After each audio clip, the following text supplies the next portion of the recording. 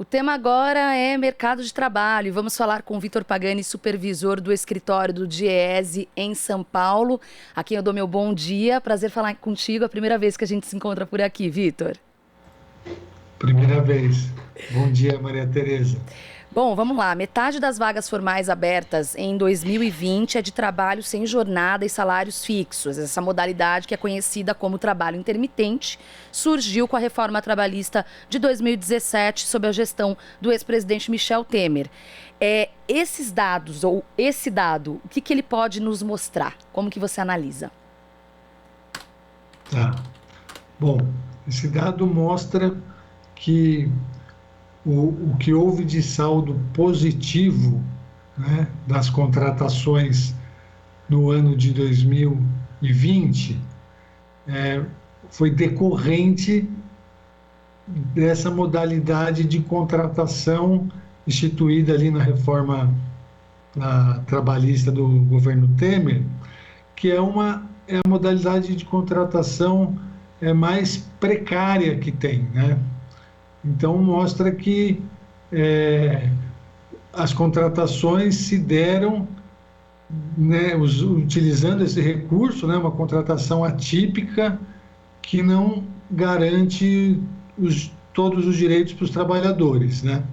Então, o contrato de trabalho intermitente, o trabalhador ele é contratado, mas ele não tem a garantia de uma jornada mínima de trabalho e nem de um salário mínimo no fim do mês, né? Então, ele tem que ficar à disposição, aguardando, esperando que ele seja convocado para trabalhar, né? E assim o sendo, ele trabalha a jornada que ele for convocado e recebe só pelas horas efetivamente trabalhadas, né? Então, ele não tem a segurança de começar o mês sabendo quanto que ele vai receber no fim do mês, né? Esse é o grande problema. E a gente tem, olhando os dados, muitas vezes o trabalhador passa o mês inteiro sem ser convocado para executar serviço nenhum e não recebe nada, né? Ou então, ao longo de um mês, ele é convocado para trabalhar apenas poucas horas e recebe um valor inferior ao salário mínimo.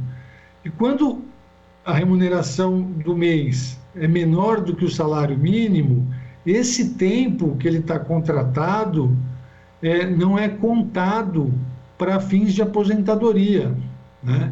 Então, é uma contratação que a gente diz que foi uma forma de legalizar as relações fraudulentas de trabalho que existiam antes, né, da reforma trabalhista. Então, ela é muito próxima das relações informais de trabalho, né? E o que a gente, olhando esses dados, vê, nesse contexto de pandemia, né, então, talvez o contexto favoreceu a contratação de trabalhadores com essa forma de contrato. E os dados apontam que a gente viu um saldo positivo ali, né? Então, as contratações superaram os desligamentos em 73 mil vínculos, né, de contrato de trabalho no trabalho intermitente. Por outro lado, o trabalho com jornada parcial teve uma queda de 13 mil. Então, há uma hipótese de que o trabalho intermitente esteja sendo usado também para substituir o trabalho com jornada parcial, né? E o grande risco é que essa modalidade de contratação seja usada para substituir, inclusive, as formas tradicionais de contratação, né? Então, a jornada de 40, 44 horas semanais. E aí seria um processo de precarização das relações de trabalho, né? Inclusive, bom, Vitor, você já até começou a responder o que eu ia te perguntar depois, porque me gerou a seguinte curiosidade, justamente dessa relação de uma crise que se agrava por causa da pandemia, porque esse modelo de trabalho intermitente, é claro, está previsto na lei por causa da reforma trabalhista, mas ele compensa muito para o empregador, só que compensa zero para o trabalhador. E aí é justamente isso, nessa fase em que está todo mundo sem dinheiro, por assim dizer, o sujeito aproveita da lei, né, da legislação para fazer esse tipo de contratação. Eu queria saber sobre os setores. Quais os setores no ano passado que mais contrataram ou se utilizaram desse artifício aí da lei trabalhista? Tá. O setor que mais utilizou foi o de serviços, né? Mas houve um crescimento também no setor da indústria, né? Então, o de serviço a gente até com a natureza, né, da atividade e agora com a pandemia, essa questão da quarentena, da flexibilização da quarentena, da volta às restrições para o funcionamento de algumas atividades podem ter favorecido a contratação dessa forma, né?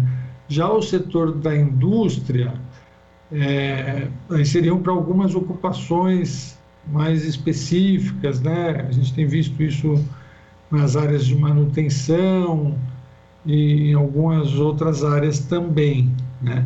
Agora, você falou que é uma forma de contratação que reduz custo, né, para os empregadores, para as empresas, e reduz o custo fixo e transforma ele em custo variável, né?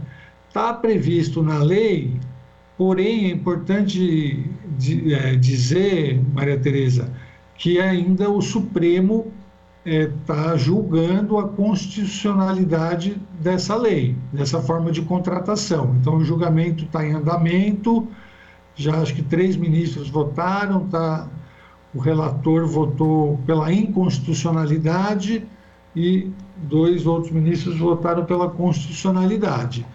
E aí acho que o principal problema é essa instabilidade, né? Essa insegurança, vulnerabilidade que o trabalhador fica, porque ele não sabe, ele está contratado, mas ele não sabe se ele vai ter alguma remuneração, né? Sim.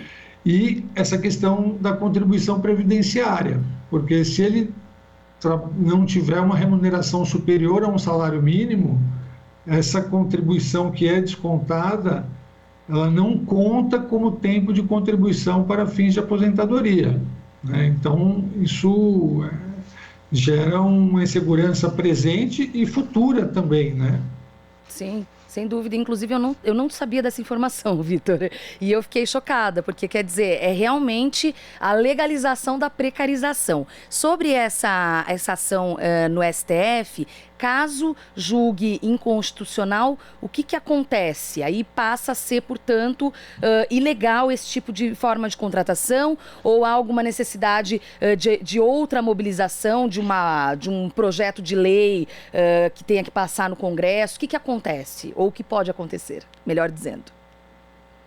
Se for julgado inconstitucional, perde a validade, né?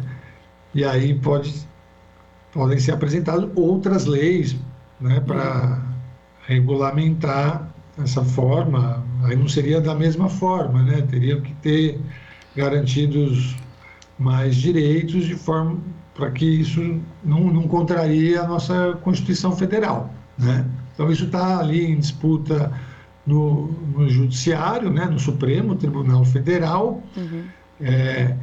Agora, caso seja considerado constitucional, a probabilidade é que o recurso a essas formas de contratação, né, a utilização delas por parte das empresas aumente, né? Então, a gente pode ter isso se espalhando para outros setores também, outras atividades, né, outras ocupações. Então, não ficar algo restrito, porque hoje a gente tem o saldo ali, foi mais de 50% do total de novos vínculos, né, novas vagas de trabalho que foram criadas em 2020 foram de trabalho intermitente.